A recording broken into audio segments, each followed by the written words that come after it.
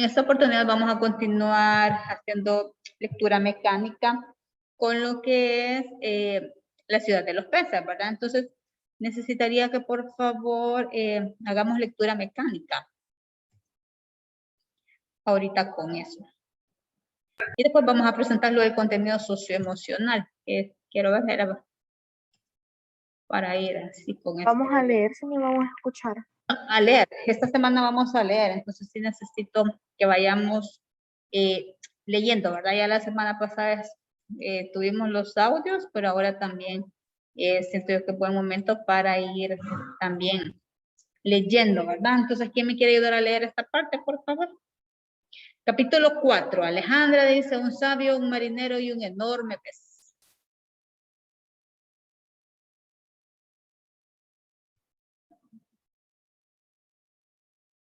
A ver, una persona que nos ayude a leer, por favor. Yo sí, solo traigo mi obra. O que lee para atrás. Rigo. Vaya, y después nos ayuda usted en la siguiente. Gracias, Alonso. Vaya, comencemos, Rigo, por favor. Ahorita, señor, solo que pensaba leer de ahí, pero... No se ya lo encontré, ya no. Okay. Aquí está. La ciudad tenía calles sin formas definidas.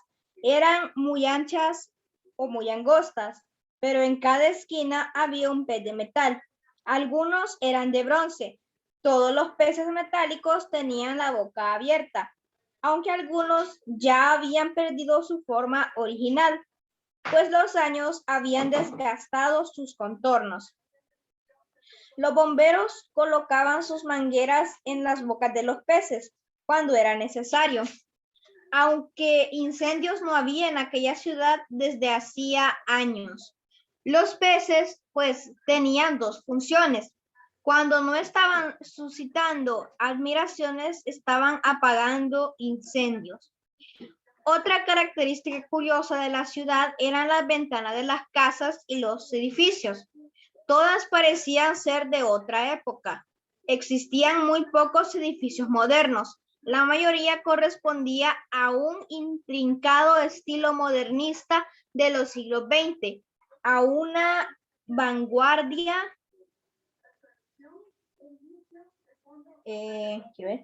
Vanguardia de día ya remoto. Va, muy bien.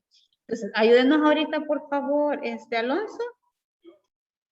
¿De dónde, señor? ¿Está dónde? Donde dice al amanecer y terminamos aquí donde dice, le preguntó al chico si estaba ahí. Por. Vaya. Al amanecer y durante el verano, todas aquellas calles se volvían muy cálidas en cuestión de minutos.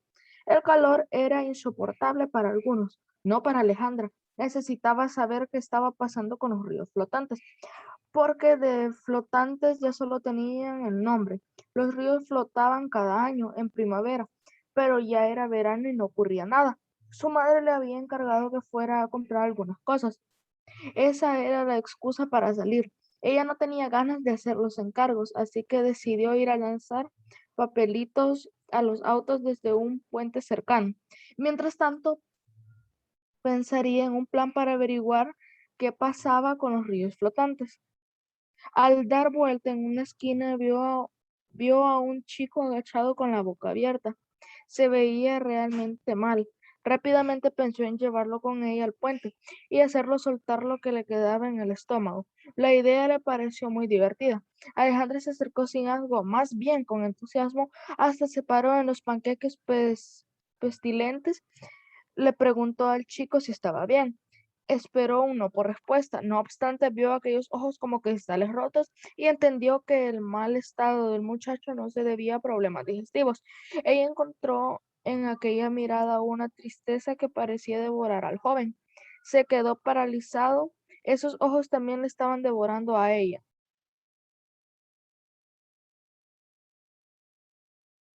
El chico salió corriendo al verla y al hacerlo echó babas y se manchó todo.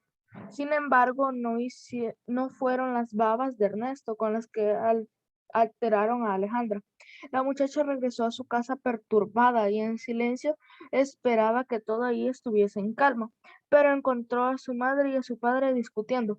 Para Alejandra aquel pleito no tenía sentido, igual que cada domingo decidió encerrarse en su cuarto y pensar en todo lo que la aquejaba. Después pensó en sus ojos que parecían agujeros negros. Luto, eso era lo que miraba del chico y le había transmitido. Pensó en la ausencia de los ríos y de los peces. A la hora del almuerzo salió de una habitación y se sentó a la mesa junto a sus padres. Estos ya no peleaban. Les preguntó la razón por la cual los ríos ya no flotaban en el aire. Su padre le dijo que seguramente no tardarían en flotar de nuevo. Su madre, por el contrario, había estado pensando en algo desde hacía días. En las palabras de su abuelo, quien le había contado una historia fantástica sobre el porqué de los ríos flotantes, ella creía que tal vez allí podía encontrar una respuesta. Se animó un poco y volvió la mirada a su padre en busca de más ánimo. Se topó con una cara de aburrimiento. Volvió de nuevo la vista a su madre y escuchó atentamente la historia de un sabio, un marinero y un enorme pez. Muy bien, excelente. Bueno, muchísimas gracias. Ahí estamos viendo un poquito, bueno, ¿qué podríamos rescatar de ese capítulo? Vamos a ver. A ver, logramos entender, no sé si usted logró visualizar quién es el chico que está en este estado de salud, que dice que tiene los ojos vidriosos, o sea, que ha estado llorando, que está pues con el estómago todo revuelto porque está vomitando. ¿De quién estamos ahí en este caso? ¿Qué personaje sería este? De Ernesto. De Ernesto, excelente. Muy bien, para que usted vaya teniendo en cuenta esa relación, ¿verdad? En este caso, pues de estos personajes. Vaya, muy bien. Vamos a ver ahorita un video. Ajá. Que tiene que ver con, a ver, este mes es bastante bonito, ¿verdad? Porque nosotros estamos, pues, conmemorando esos 200 años de independencia, ¿verdad? Entonces, vamos a estar hablando durante esta semana sobre eso, pero en el caso de lengua lo vamos a enfocar en la parte de literatura, ¿verdad? Literatura salvadoreña. Vamos a ir rescatando un poquito de esto, así que vamos a ver el siguiente video, por favor.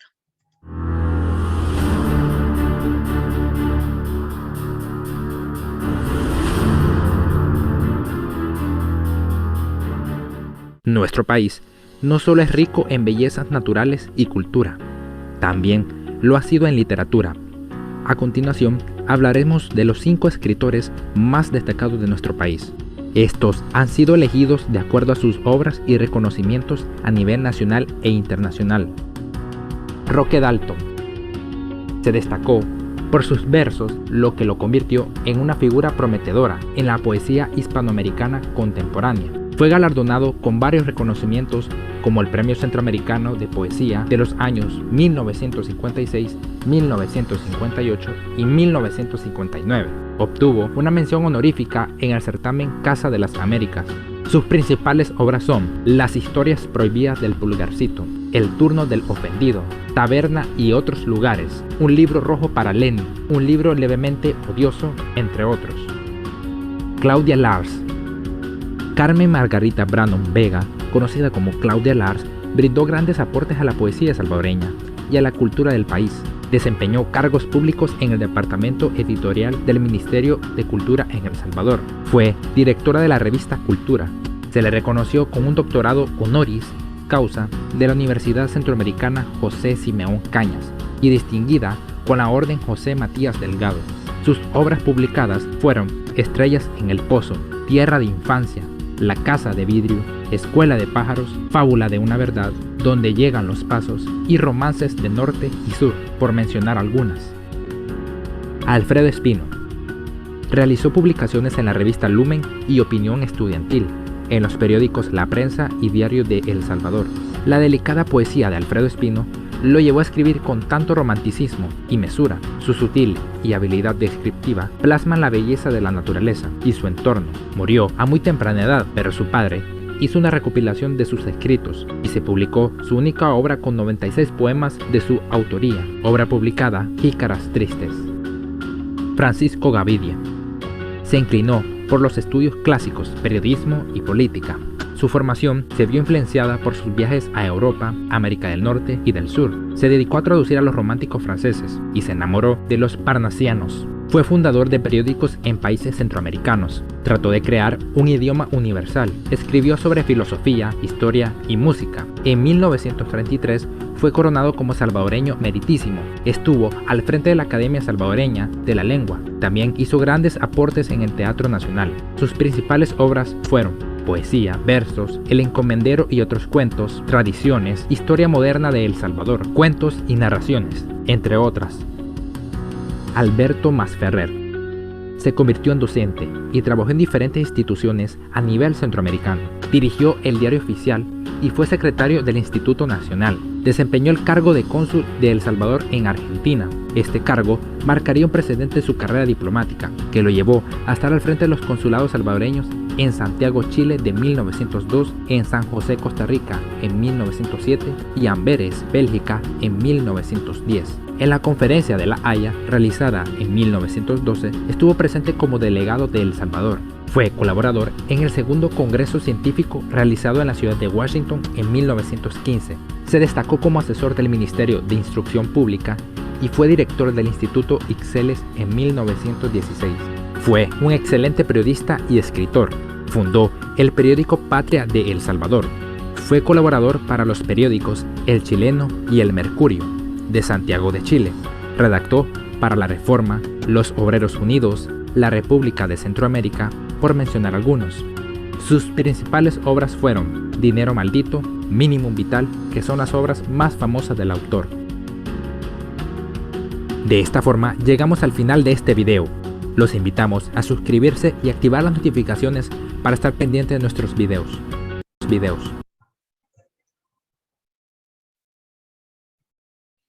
Vale, muy bien, veamos.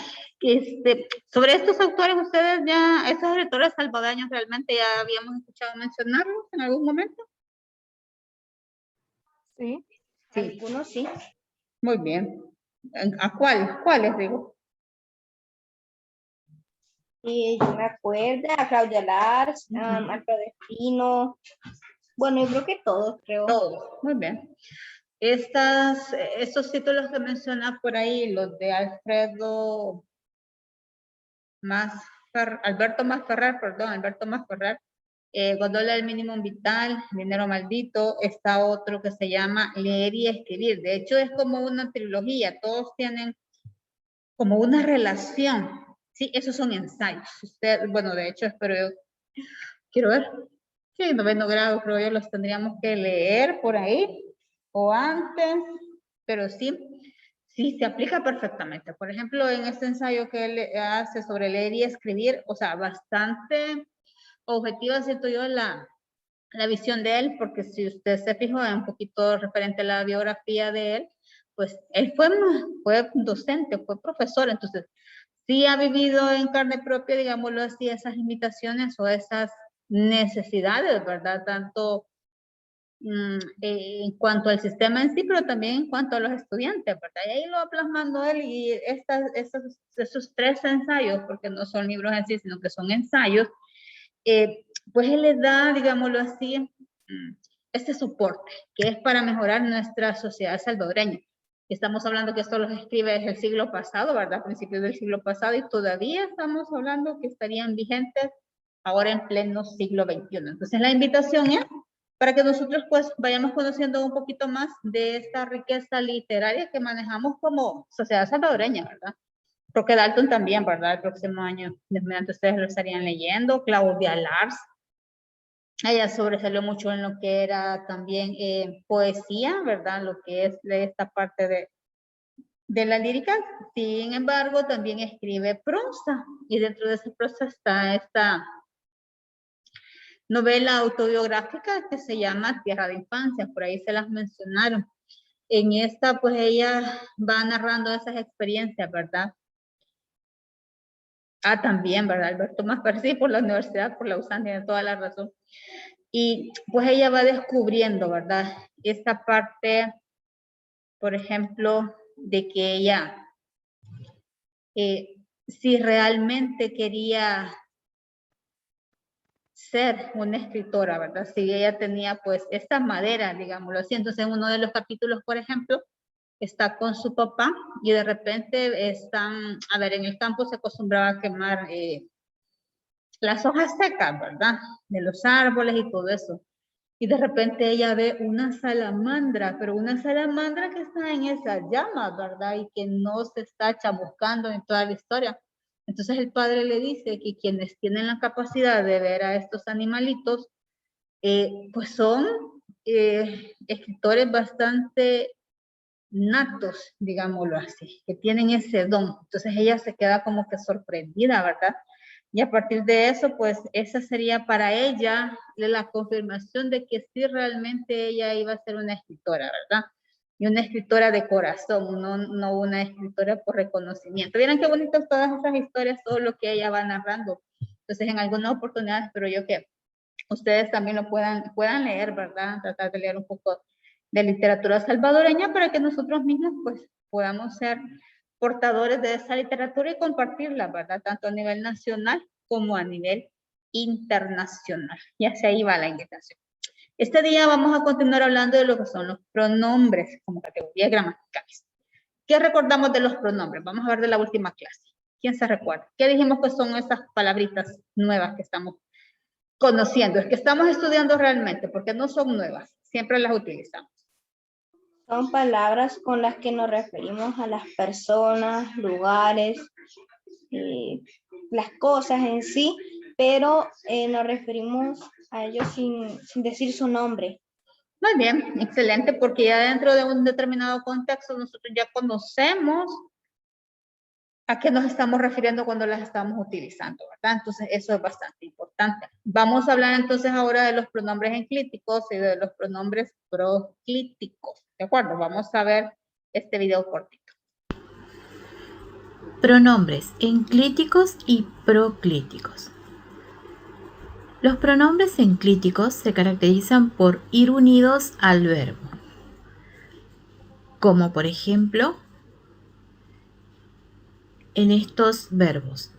El verbo es cuéntame y lo es el pronombre. Y en el segundo verbo, en el verbo decir, está unido di con el pronombre me. De la misma forma en el siguiente verbo. Los pronombres proclíticos se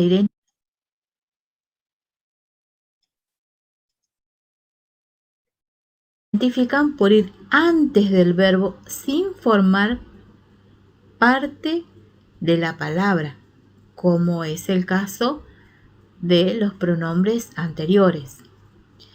Y tenemos dos ejemplos. Me, el pronombre separado, lo contó o se lo dije. En este caso, el pronombre está delante del verbo. Entonces, recordamos, los pronombres enclíticos unen al verbo con el pronombre y los pronombres proclíticos están separados del verbo. Muy bien, entonces, los pronombres enclíticos, que esto ya lo habíamos comentado en la clase anterior, tenemos la situación que yo tengo el verbo, por ejemplo, cuenta, o sea, cuenta lo que hiciste ayer, por ejemplo, pero cuando digo cuéntame, estoy agregando este me que es hacia mí, cuéntame lo que hiciste ayer, o puedo decir cuéntame, o sea, a ver, ¿de qué nos estamos dando o de qué nos estamos percatando en este momento? Bueno, que nosotros utilizamos estos pronombres de forma automática y lo hacemos de esta forma, unido. Cuéntamelo. Aquí tengo dos pronombres, me, que hace referencia a una primera persona, lo, que puede ser un complemento directo. Ya vamos a ver esto. Dime, igual, ¿verdad? Dime, primera persona. Dígaselo, fíjense, dígase, si yo digo, por ejemplo, dígase la verdad, estoy utilizando un pronombre sé, hace una tercera persona. Pero si digo, dígaselo, este lo también hace referencia a un pronombre que puede ser un complemento directo, ya lo vamos a explicar. Pero siempre aquí, ¿qué es lo importante? Que nosotros ya lo utilizamos y que estos van unidos, van pegados al verbo. Y los pronombres proclíticos ¿Qué característica tiene? Que van antes del verbo. Igual, yo puedo tener un verbo o puedo tener puedo tener un pronombre o puedo tener dos pronombres. Por ejemplo, si, fíjate que ella me contó. Este me es un pronombre, pero cuando digo me lo contó, lo también funciona como otro pronombre. Se lo dije. Aquí sí, ¿verdad? Este lo es más evidente, pero también sé, porque hace referencia a una tercera persona. Entonces, ¿qué es lo que me interesa a mí que usted vea? Bueno, que siempre si el pronombre va después del verbo, va a ir pegado a este. Pero si va antes del pronombre, va antes del verbo, entonces va a ir separado. Esto es lo que yo necesito que usted maneje. Esto de los críticos y los proclíticos, sí es importante que lo conozcamos, ¿verdad? Pero a mí me interesa también bastante su aplicación. Para esto, nosotros vamos a ver, pues si usted lo quiere buscar, está en el libro en la página 162. 162, 163, 164, creo, si no me equivoco. Estaríamos esto. Vamos a hablar de estos pronombres personales con esa función de indicar, ¿sí? Entonces tenemos la anáfora y esta anáfora se refiere cuando se señalan algún elemento que ya ha aparecido en el discurso, por ejemplo. A ver, cuando dice algún elemento que ha aparecido en el discurso es porque lo que nosotros estamos sustituyendo ya se conoce antes de utilizar el pronombre. Dice, a Juan le gusta María. Entonces dice, a Juan le, este es el pronombre que a quien sustituye. Bueno, está sustituyendo este sustantivo Juan. Página, señor. 162, desde ahí comenzamos. Esto específicamente tendría que estar en la 100, ya le voy a decir, no voy a hacer que me equivoque. 264, señor. Sí, cabal, gracias. 164, correcto. Vale, muy bien, entonces, vaya. Pero ella, dice, sale con Pedro, entonces ella es otro pronombre que estamos utilizando, aquí está resaltado en celestito, ¿verdad? Ella hace referencia a María. Entonces, cuando sucede esto, de que yo ya conozco el contexto, el discurso, lo que se está sustituyendo y después estoy utilizando el pronombre, esa es una forma anafórica. Y la forma catafórica es cuando primero utilizo el pronombre y después, entonces aparece a qué hace referencia, ¿sí? El contexto a lo que hace referencia. Dice la catáfora se da cuando indican algún elemento que aparece después en el discurso. Entonces, por ejemplo, tenemos esta frase, aprende esto, donde el pronombre sería esto. ¿Qué clase de pronombre es? ¿Es un pronombre demostrativo? ¿Es posesivo? ¿Es numeral? ¿O es indefinido? ¿Cómo lo clasificaríamos nosotros?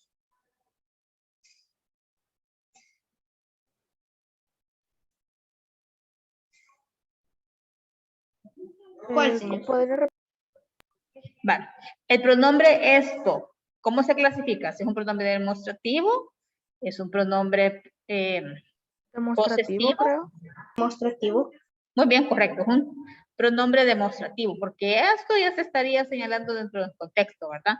No confíes en extraños. ¿Les parece familiar esta frase? Siempre. Siempre, muy bien. Y ahora, sobre todo, ¿en qué momento de nuestra vida diaria tenemos que tener cuidado y aplicar siempre esa frase? Cuando salimos. Cuando salimos, pero como ustedes no están saliendo. En las redes sociales y en el internet. Muy Y bien. los amigos En online. toda esta parte de las redes sociales y el internet, ¿verdad? Mucho cuidado siempre con esto. Claro, o sea, cuando usted ya vaya a la universidad y estemos otra vez de forma presencial, pues igual, ¿verdad? No solo de que, o sea, hay muchas situaciones, ¿verdad? Yo creo que aquí sus papás, pues, me ganan mucho con todos los ejemplos que ellos nos dan, ¿verdad? Pero sí hay que tener mucho, mucho cuidado, ¿verdad? No confiarnos de nada ni de nadie, así como dirían nuestros padres. Así que, muy bien, ahí lo estamos aplicando. Excelente. Entonces, ¿sí se entiende esto? Anáfora es cuando conocemos el discurso y después va el pronombre, y la catáfora, primero vemos el pronombre y después sabemos a qué hace referencia. Igual, siempre nosotros conocemos esos pronombres, pero de hecho siempre lo utilizamos en cualquier momento. Vamos a hablar ahora de lo que son los pronombres relativos, y para eso nos vamos a ver, sí, ahí está la información en la página 163. Nosotros en español manejamos varios pronombres relativos, pero quizás los principales en este caso tenemos el pronombre que, este es el que más utilizamos. Que, quién, quiénes, el cual, la cual, los cuales, las cuales, lo que, lo cual. ¿Qué es lo que hace un pronombre relativo? Bueno, el pronombre relativo va a hacer referencia a algo que ya se mencionó, que ya se escuchó y que ya se conoce en el contexto. Entonces dice acá, remiten a los sustantivos indicando proximidad o lejanía respecto a las personas que hablan y escuchan, ya que se refiere a una palabra o una frase anterior llamada antecedente, relacionándolo con otra oración de la que él mismo forma, con el cual se evita su repetición. Yo, por ejemplo, el perro que ladró. ¿De quién se está hablando en el contexto? Estoy hablando de perro. el perro. Muy bien, este es el antecedente. Entonces, el pronombre relativo dice, sería en este caso que. Por la razón que hace referencia a este antecedente que ya se mencionó. Ahí en el libro, por ejemplo, nosotros tenemos otras oraciones. Dice, ella es la señora de la cual te hablé. Y esa palabra de la cual hace referencia a dice esa señora. Entonces, siempre recordar que el pronombre nos está ayudando a sustituir, no está repitiendo lo mismo, ¿verdad? Porque ese es el objetivo, que nosotros le vamos a dar esa cohesión, esa coherencia a lo que estamos nosotros redactando, con la intención de hacer más rápido el enunciado, que se comprenda fácilmente y evitar, pues en este caso, repeticiones innecesarias. Y para eso es que nos ayudan los pronombres. De hecho, nosotros lo hacemos perfectamente, ¿verdad? No hay ningún problema. Para esto también vamos a conocer un poquito de esas funciones sintácticas de los pronombres personales. Cuando hablamos de los pronombres personales, hacemos referencia a esas tres primeras personas. La primera que siempre va a ser la que habla, la segunda persona es la que escucha o con quien se habla, y la tercera persona es de quien se habla, tanto para singular como plural. Entonces, estos pronombres personales, yo, tú, él, nosotros, vosotros, ellos, con todas las variantes, pueden funcionar como sujeto, ¿sí? Esos pronombres, ¿verdad? Pueden funcionar como sujeto. Por ejemplo, en esta oración dice, nosotros ayudaremos a la limpieza. ¿Quiénes implican nosotros? Bueno, papá, mamá, el tío, la prima, la abuelita, mi hermano y yo, por decir algo. Entonces, todo esto, en nosotros, que es un pronombre, y sustituye todo lo que implica, ¿verdad? A todos nosotros se convierte en un sujeto. Por lo general, podría estar siempre al inicio, o puede no estar al inicio de la oración. No estar presente, pero yo lo puedo decir. Por ejemplo, si decimos, a ver, cantaré el himno nacional. ¿Quién hace la acción en este caso? Yo, Yo, ¿verdad? Muy excelente. ¿Cómo lo logramos identificar? por el cantaré, es en primera persona. Perfecto, por el verbo. Entonces, y ese yo, ese es el pronombre, ¿verdad? Que le va a venir a dar, a completar esta oración. Entonces, a eso se refiere. Siempre estos pronombres pueden funcionar como sujeto. No así otros pronombres, porque otros pronombres van a funcionar como complemento directo. Por ejemplo, estas variantes pronominales, me, te, lo, nos, los, las y os. Por ejemplo, Nidia lo dijo correctamente, donde el sujeto en este caso, el sujeto recordemos que es el que hace la acción, ¿verdad? El que está ejecutando las acciones en esas oraciones, el sujeto sería Nidia. ¿Quién sería todo el predicado? Bueno, lo dijo correctamente. Entonces, esta variante pronominal lo, ¿sí? Va a funcionar como un complemento directo. ¿Por qué razón? Porque la acción del verbo, que en este caso es dijo, recae sobre este pronombre. ¿Qué podría hacerlo? Yo digo, nadie lo dijo. Me puedo estar refiriendo a un poema, me puedo estar refiriendo a un qué. A un cuento, a cualquier situación, ¿verdad? Porque dice, lo dijo correctamente. Entonces, por eso es un complemento directo. Porque la acción en este caso, del verbo va a recaer sobre ese complemento directo así, realmente.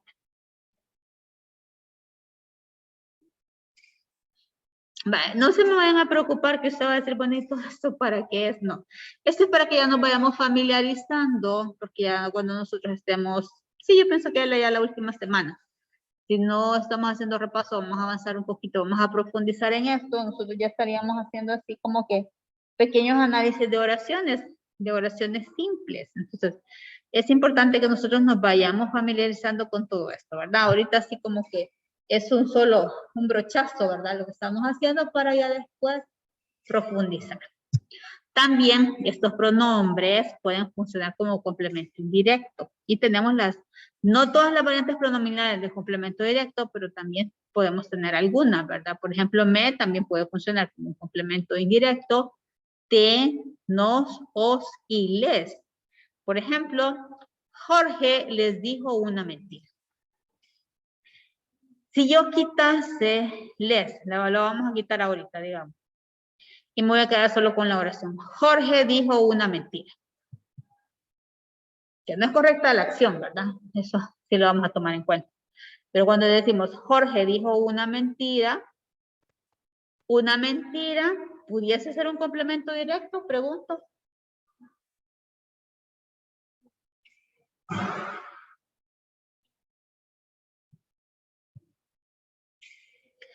Sí, ¿verdad? Porque la acción en este caso, ¿cuál es? Dijo. ¿Sobre qué recae esa acción? Dijo, sobre este sintagma.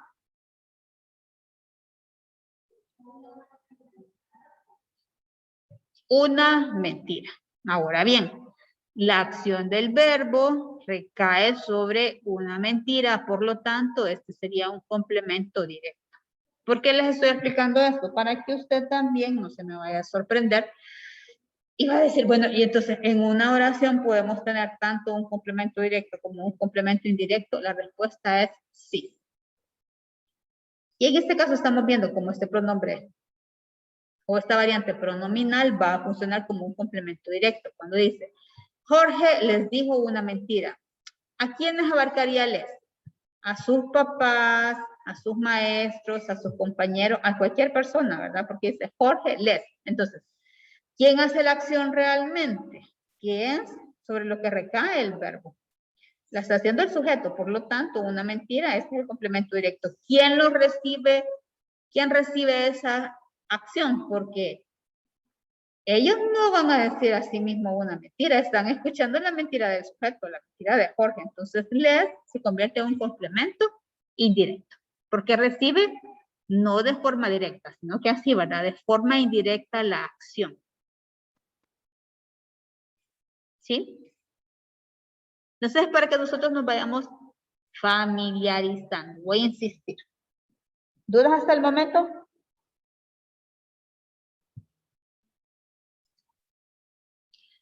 Creo que no. No, señor. Vale, muy bien, excelente. También vamos a hablar de que puede existir un complemento circunstancial.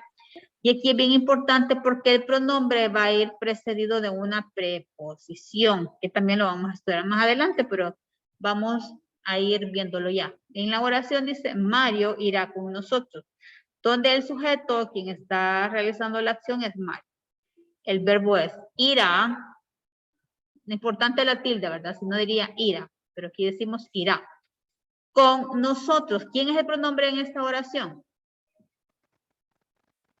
Con nosotros. Va, el pronombre, muy bien, es nosotros. Y aquí dice que este pronombre va precedido de una preposición, correcto. Con es una preposición. Entonces, en este caso se convierte en un complemento circunstancial. Pero yo voy a insistir, esto ya lo vamos a ir viendo. Nosotros vamos a comenzar a hablar un poquito de esto así como brochazos, pero ya vamos a profundizar esto en octavo. ¿De acuerdo? Para que usted vaya tomándolo en cuenta. Pero sí, por eso es bien importante que vayamos estudiando estos pronombres personales y las funciones que pueden presentar. Va, entonces vámonos ahorita a terminar de trabajar la página 165 de su libro texto, por favor. Va. Voy a compartir yo esa página ahorita, mientras usted busca su libro, por favor. Sí, aquí está. ¿Qué páginas en? 165. Gracias. Ajá, bueno, en la clase anterior habíamos visto y habíamos hecho este cuadrito, ¿verdad? Que estábamos identificando los pronombres, quién era Ruth, quién era Luis y quién era la tía, ya al sustituir todos los pronombres que se estaban utilizando en este momento. Ahora, hasta ahí lo habíamos hecho, ¿verdad? Sí. Va, muy bien. Ahora vamos a avanzar porque dice, convierte cada par de oraciones en una sola empleando pronombres relativos. Y lo vamos a subrayar, que es lo que vamos a hacer primero. Dice, convierte cada par de oraciones en una sola, empleando pronombres relativos y lo vamos a subrayar. Veamos la primera oración. De pronto vi un hombre. El hombre se acercaba a mi puerta. ¿Qué es lo que se está repitiendo? El hombre. Hombre. Muy bien. Hombre. Entonces eso es lo que vamos a sustituir. ¿Qué pronombre relativo pudiese aplicar en esa oración? Esto si quiere usted lo subraya. Sí, subrayelo para que se recuerde qué es lo que estábamos sustituyendo. De pronto vi un hombre. Podría escribir que se acercaba a mi puerta. ¿Lo puedo hacer así? Sí. Sí, ¿verdad? Correcto, muy bien. Entonces, subraya aquí el hombre y abajo escribe que. Y si usted quiere, pues ya después anota toda la oración, pero es para que usted se vaya fijando. ¿Y el antecedente entonces cuál sería?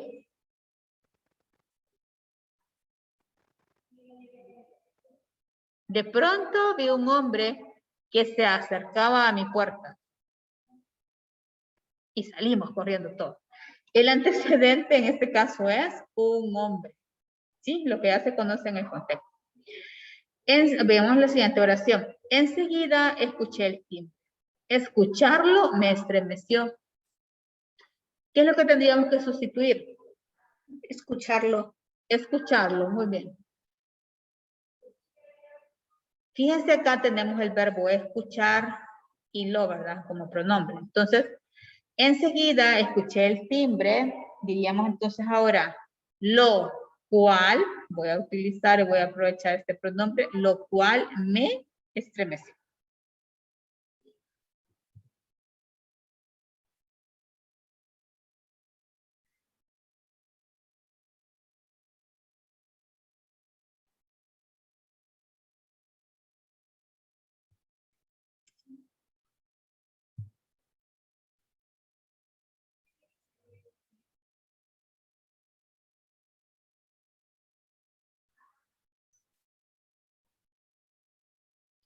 Muy bien, veamos la siguiente actividad.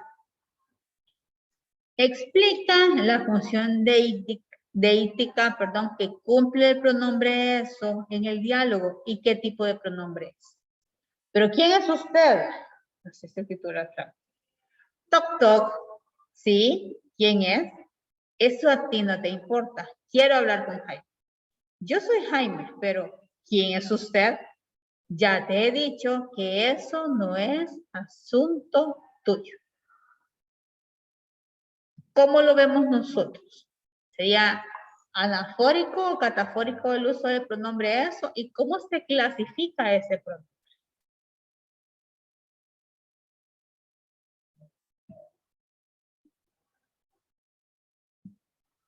pronombre? Sería catafórico. ¿Por qué? Porque dice eso, como usted dio el ejemplo, aprende esto, no confíes en extraños. Eso a ti no te importa.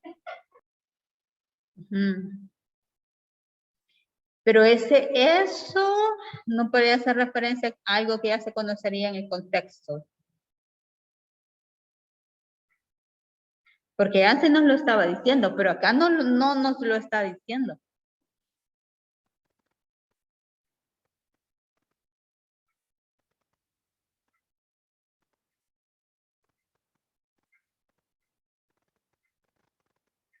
Porque realmente, a ver, ¿eso a qué representaría? ¿O a quién representaría? ¿Quién es? Correcto, a la persona que está hablando con Jaime, que quiere hablar con Jaime. Entonces, dentro de este contexto, por decir así, dentro de este diálogo, ya se sabía quién es. O sea, ya se conoce quién es. Obviamente, por el diálogo aquí no se presenta, pero sí ya se conocería.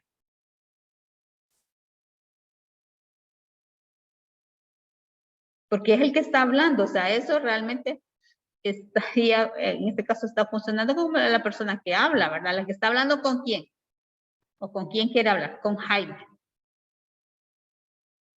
Entonces, en este caso sí se conoce. Pero claro, hay que verlo ya en el trasfondo, ¿verdad? Ya de cómo, estamos hablando que en este caso es un diálogo. Una representación, ¿verdad? Porque los diálogos para eso son diseñados en este caso, para ser representados. Entonces se vuelve anafórico realmente.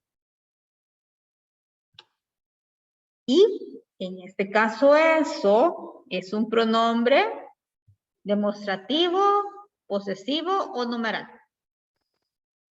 ¿Qué dicen ustedes? ¿A cuál le dan? ¿A cuál le vamos? Eso.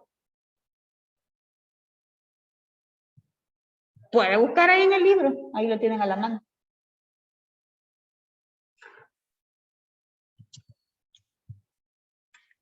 Sería un pronombre correcto. Otra vez, un pronombre demostrativo. Muy bien.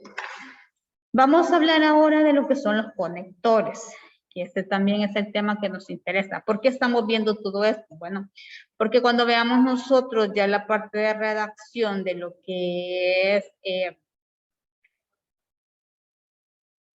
lo que vamos a trabajar para el proyecto STEAM, nosotros pues vamos a redactar, ¿verdad? Y hay que tratar de organizar esa información correctamente y utilizar pues todos los pronombres que nos sean posibles para tratar de evitar, ¿verdad? Estar repitiendo en forma innecesaria. Entonces, ¿qué es esto de la cohesión? Bueno, la cohesión es cuando nosotros estructuramos oraciones correctamente. ¿Y eso qué significa? Pues que todos van a tener, todas las ideas, todas las oraciones que se están presentando van a tener un orden secuencial. No vamos a tener ideas aisladas, sino que todo va a tener una relación y tiene que tener también este orden. Entonces, la cohesión como característica de todo texto bien formado consiste en que las diferentes frases estén conectadas entre sí mediante diversos procedimientos lingüísticos que permiten que cada frase sea interpretada en relación con las demás. Uno de estos procedimientos es el uso de conectores. ¿Y los conectores qué son? Bueno, los conectores no son otra cosa que palabras o frases que lo que hacen es eso. Conectar. Van a unir, van a entrelazar frases, ideas y pensamientos. Y dentro de eso nosotros vamos a estudiar dos clases de conectores. Los conectores de énfasis y los conectores de orden. El orden de ideas como norma gramatical, muy importante, ¿verdad? Si estamos hablando, por ejemplo, de lo que son, bueno, en un párrafo, ¿verdad? Obviamente, de lo que son los pronombres, de repente no voy a seguir escribiendo en el párrafo lo que sucedió en el partido del día de ayer, ¿verdad? No, a eso se refiere y eso tiene que ver con esta cuestión. No puedo, estoy ahí disparando los temas, pero es para que usted me logre entender. No puedo estar hablando de una cosa en un párrafo y de repente estaré hablando de otra, ¿verdad? Que nada que ver. Entonces, la norma gramatical, ¿verdad? Es el conjunto de reglas y principios que al momento de redactar se deben tomar en cuenta. Entre estas normas está el orden específico para exponer las ideas y poder dar cohesión al texto. Vamos a ir como que de lo más simple a lo más complejo. Un texto, ojo, no es una simple yuxtaposición de ideas, sino un conjunto de enunciados que forman una unidad de significación, es decir, cohesión. Para lograr una unión lógica se usan los siguientes conectores. Los conectores de énfasis tienen como finalidad destacar las ideas más importantes en relación con el resto del texto. La importancia de todas las ideas se establece por el tema tratado o por el interés del emisor en resaltar algún pensamiento. Fíjense que esto es bien importante porque estos conectores de énfasis nos van a alertar cuando nosotros estamos leyendo, estamos estudiando, estoy descubriendo algo, algún tema, me van a alertar que ahí viene la razón principal, la causa, el porqué de todo lo que se ha dicho anteriormente. Entonces, sí son bien importantes porque lo que hace es ya presentarnos, pues, ¿qué? La importancia de todo lo que hemos leído, ¿verdad? Para terminar, pues, en este caso de afianzar ese conocimiento. ¿Qué clases de conectores tenemos? Por ejemplo, sobre todo separado, ¿verdad? Lo que es más importante es preciso señalar, repetimos, subrayamos, conviene poner énfasis, cabe destacar, cabe resaltar, en otras palabras, ciertamente lo que es más, lo que es peor, repetimos como si fuera poco. Posiblemente nosotros sus docentes en algún momento de la clase hacemos y damos, utilizamos, mejor dicho, este tipo de conectores para que ustedes estén atentos, ¿verdad? Y también esto es más fácil de utilizar esos conectores de orden. Yo digo, por ejemplo, para finalizar. Y ustedes, ay, ¿cómo se llama finalizar la clase, verdad? Ya estamos en ese momento, digámoslo así, donde ya se estableció un orden, ya priorizamos y ya estamos llegando a ese punto final. Entonces, como la misma palabra lo indica, ayudan a estructurar el texto de forma secuenciada o continua. También ayudan a enlazar los diferentes enunciados que se encuentran en el texto, ya que indican las distintas partes en las que se organiza o se distribuye. Entre ellos se encuentran, podemos tener estos conectores, en primer lugar, en principio, luego, continuación, por último, como primer punto, primero, más adelante, por una parte, luego, a posteriori, segundo, siguiente, antes, finalmente, al final, al principio, después, desde entonces, enseguida. Estos son los conectores que nos ayudan a establecer orden. Vamos a ver si es cierto. Vamos a tratar de identificar nosotros los conectores en este párrafo. Vale. Tratemos de hacerlo primero individual y después lo vamos a hacer entre todos. 2 minutos para que cada quien lo vea. Solo el primer párrafo. Y después lo vamos a hacer entre todos. ¿De acuerdo? Vale. Veamos ahorita.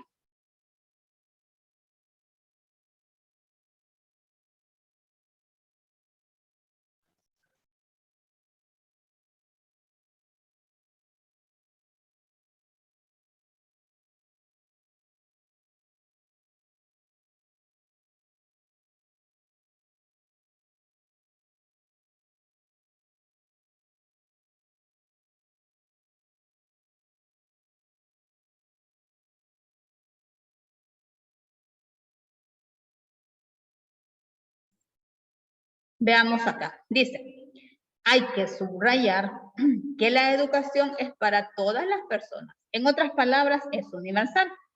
Por ser un derecho humano fundamental, debe estar al alcance de todos. En primer lugar, porque es esencial para ejercer todos los demás derechos. Y en segundo lugar, porque promueve la libertad y la autonomía personal. ¿Qué les parece ese fragmento? ¿Estamos de acuerdo todos? Sí. Sí, ¿verdad? Muy bien. Ahora tratemos de ver entonces qué conectores son los que están acá. Subrayar. Solo subrayar. No hay más. Vaya, muy bien. Entonces, como para darle ese énfasis, ¿verdad? Hay que subrayar. O sea, cuando dice aquí, hay que subrayar, ya nuestra mente ya se alertó que lo que viene es muy importante. Que la educación es para todas las personas. Estamos bien. Y cuando dice aquí, en otras palabras, ¿sería un conector también? Sí. Sí, ¿verdad? Muy bien. Ahora, nos está dando esa, ¿cómo se llama? Esa definición o esa idea principal. Es universal. En primer lugar, también en otro. Correcto, muy bien. De aquí ya no tenemos otro conector por ser un derecho humano fundamental, debe estar al alcance de todos. No, ¿verdad? Muy bien. En primer lugar, aquí ya tenemos un conector de orden. Ah, perdón. Entonces, quiere En decir... segundo lugar también. Correcto, muy bien. Entonces, habría que decir, antes, perdón. Hay que subrayar, sería un conector de énfasis. En otras palabras, sería de énfasis también. Sí, ¿verdad? En primer lugar sería de orden y en segundo lugar sería de orden. ¿Sí? 2 y 2 tenemos en este caso, ¿verdad? Vamos bien, vamos con lo siguiente. Es importante aclarar que durante la recién finalizada semana vacacional, las condiciones climáticas han sido poco típicas, sobre todo en el área metropolitana de San Salvador. Por un lado, la existencia de un enjambre sísmico alarmó a la mayoría de la población. Luego, las precipitaciones que han tenido lugar provocaron las primeras inundaciones de la temporada. Y para finalizar, puede ser, sí. Sí, correcto. El asfixiante calor, sobre todo en la zona oriental del país, ha causado algunos cuadros de deshidratación severa en niños y personas mayores. Muy bien. Entonces, excelente, Alonso. Dice, y para finalizar, entonces aquí tengo para finalizar un conector. Pero si me está diciendo que ahorita estoy finalizando, ¿qué quiere decir? Que antes de esto hay otras ideas, ¿verdad? ¿Cuáles serían? Perdón, en este caso habrían otros conectores. ¿Cuáles serían esos conectores? Luego. Muy bien, tengo luego. Y falta otro, porque si tengo luego es porque ya se mencionó otro. Es importante.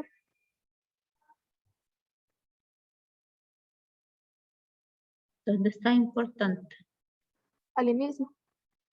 Ah, muy bien. Aquí es importante aclarar, pero este es muy bien, es un conector de énfasis. Pero aquí nos hemos quedado, me voy a regresar porque tenemos conectores de orden, porque dice aquí para finalizar. Luego, quiere decir que hay otro conector. Y está justo aquí, ¿ve? Dice, por un lado, este sería otro conector, por un lado. Porque tendríamos 1, 2 y 3. Porque no puedo decir luego sin tener un primer conector. Tendría que ser el primero por un lado. ¿De acuerdo? ¿Sí lo logramos ver ahora?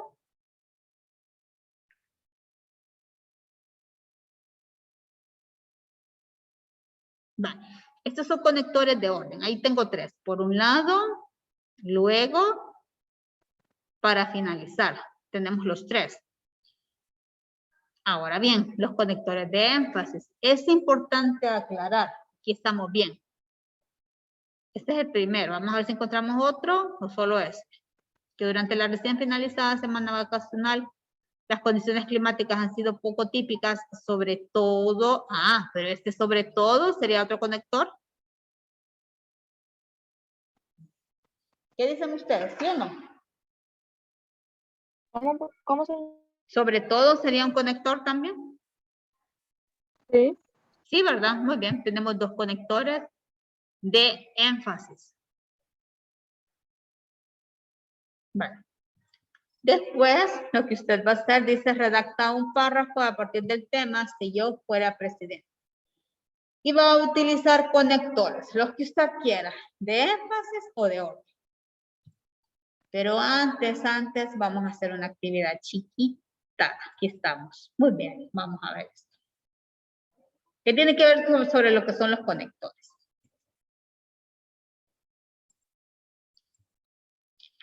Noticias, noticias, noticias. Conectores de énfasis y de orden.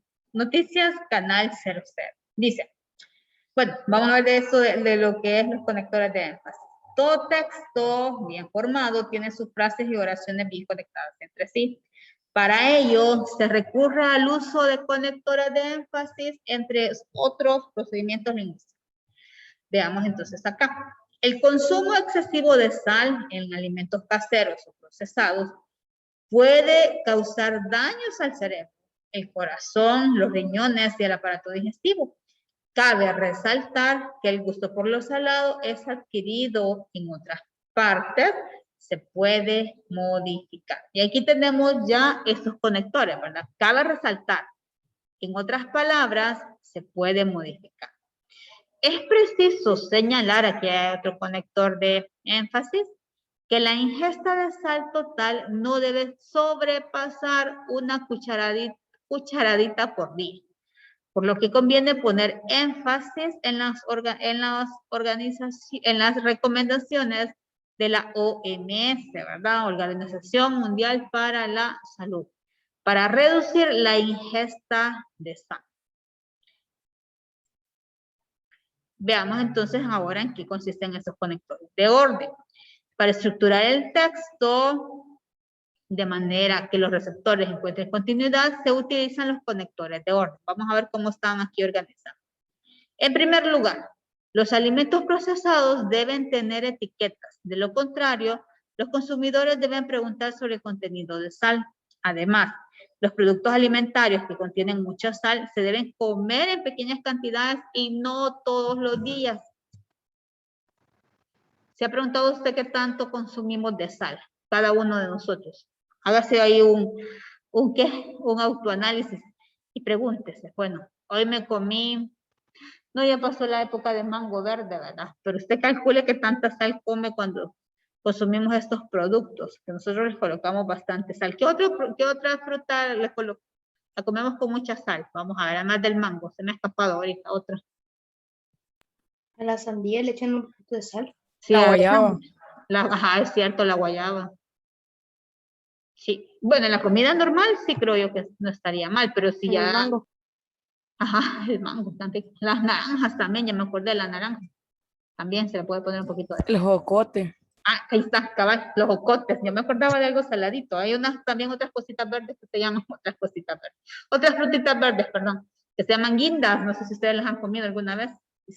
Esas cosas sí son ácidas, esas frutitas. Pero son bien buenas. Eso sí que destiemplan los dientes, bien galán.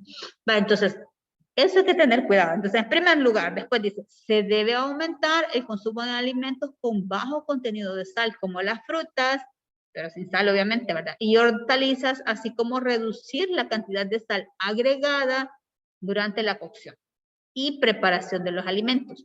Por otra parte, aquí ya tenemos el segundo conector, miren. Pueden agregarse hierbas y especias para añadir sabor a los alimentos. Eso siento yo que es una excelente técnica, ¿verdad? El utilizar hojitas, ¿verdad? Que de albahaca, todas las que nosotros podamos conseguir, ¿verdad? Hierbabuena, ahí para los diferentes alimentos, eso también ayuda. Por último, o sea, tengo 1, 2, 3, ¿verdad? Por último, no se debe agregar sal automáticamente a los alimentos, sino probarlos primero. Y esto especialmente cuando nosotros estamos cocinando, ¿verdad? Hay que tener ese cuidado. Así que como estamos en casa, ahí nosotros podemos ayudar. Vamos a hacer esta pequeña actividad. Hay diversos tipos de conectores. Entre ellos ya vemos los de énfasis y los de orden. Ahora, vamos a clasificar estos conectores que tenemos acá en el texto, en este texto, pero primero lo vamos a leer. Dice, Michael Moss, periodista ganador del premio Pulitzer en 2010, por su reportaje sobre la comercialización de carne contaminada, ha publicado el libro Sal, Azúcar y Grasas. Cómo los gigantes de la alimentación nos han enganchado.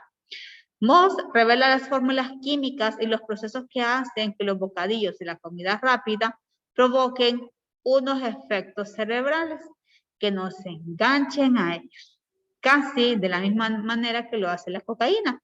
Como si esto fuera poco, asegura que los alimentos procesados no están fabricados con el objetivo de calmar nuestro apetito, sino para lograr el vínculo perfecto entre el consumo de estos alimentos y la sensación de bienestar.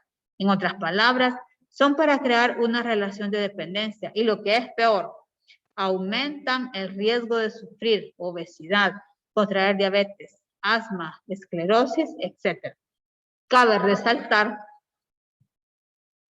que importantes personajes de la industria alimentaria han reaccionado enseguida ante las acusaciones de Moss.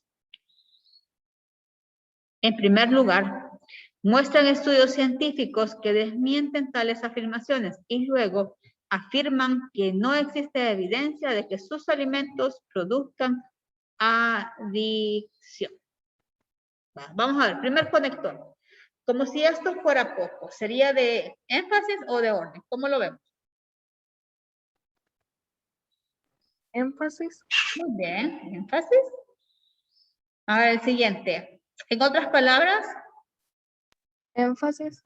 énfasis también, muy bien. Lo que es peor. Énfasis. Muy bien. Cabe resaltar. Siempre énfasis. Siempre énfasis, ¿verdad? Aquí han utilizado muchos. Miren toda la importancia, cómo están utilizando estos conectores de énfasis. Muy bien. Después dice, en primer lugar. Esto sí, ¿verdad? Sería entonces Conectores de orden. de orden. Y después dice, y en este caso, luego. Y ahí terminamos. Vale, muy bien. Excelente.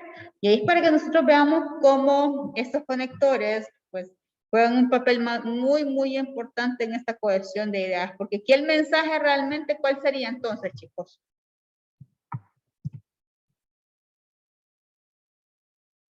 Vamos a ir. ¿Cuál es el mensaje que nos está dando todo eso que acabamos de leer? No consumir drogas. Ujú. Que tenemos que tener mucho cuidado con qué.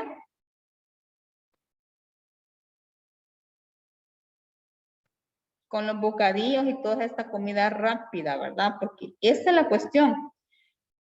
Pueden causar ciertos efectos, ¿verdad? Le pueden provocar, dice ellos, esa adicción, ¿verdad? Por esa sensación de bienestar que nosotros tenemos, así como cuando usted dice que tengo hambre. Para eso, su mamá le voy a preparar frijolitos, allá hay, ¿qué? Crema, queso, y ahí pan francés. Ay, no, dice, pero no tengo ganas de comer eso, yo quiero comer otra cosa. Entonces a eso se refiere, ¿verdad? Esa sensación de bienestar que no siempre se da. Vale, muy bien. Y ahí terminaríamos entonces este tema. Bueno, si no hay preguntas, con esto, siempre recordar, ¿verdad? Que podemos ver las clases del MINED a través de la televisión nacional o escucharlos también a través de la radio nacional.